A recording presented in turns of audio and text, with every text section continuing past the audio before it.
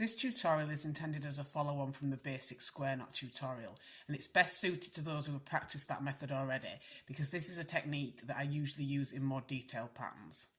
To work a regular square knot, you usually have two cords on the outside, and these are the working cords, and then you'll have one or more cords in the centre. These are the holding cords. This means that you knot over them but don't use them to knot with.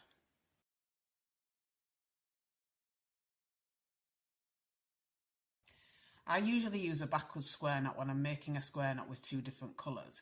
When you knot with two colours, one colour will show up in the centre and one colour will show up at the edges. With a regular square knot, the colour on the left will show up in the centre and the colour on the right will be at either side. Whereas if you knot the square knot back to front, the colour on the left will show up at the sides and the colour on the right will show up in the centre. So a logical question is, why not just switch the position of the cords and just work the square knot in the normal way? And for a single stranded bracelet, that is what I do, and also for a single coloured bracelet. But for some patterns the colours are not in the correct position to work the regular way, or you can, but it's not as neat when it's worked that way, and this is where I find it useful to do a square knot backwards.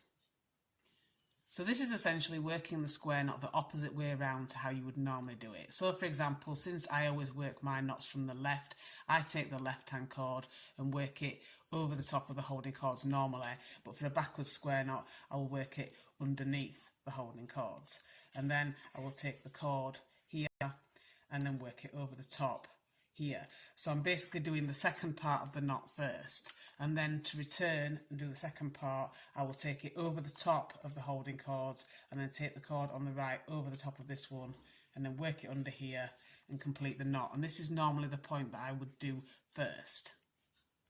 So as somebody once commented, not everybody works their square knots from the left as I do. So to demonstrate another method, you can do the backwards square knot by taking the cord on the right and working it over the top of the holding cords, and then taking the cord on the left over the top here and then under here and then pulling through, and that's for your first part of your square knot. And then to do the second part, you will take the cord on the left over the top, take the cord on the right over the top of that one, and then work underneath where they cross here and then out and through. And again, this is just switching the first half of the square knot with the second half of the square knot, but it's just a slightly different way of doing it, but it's the exact same end result.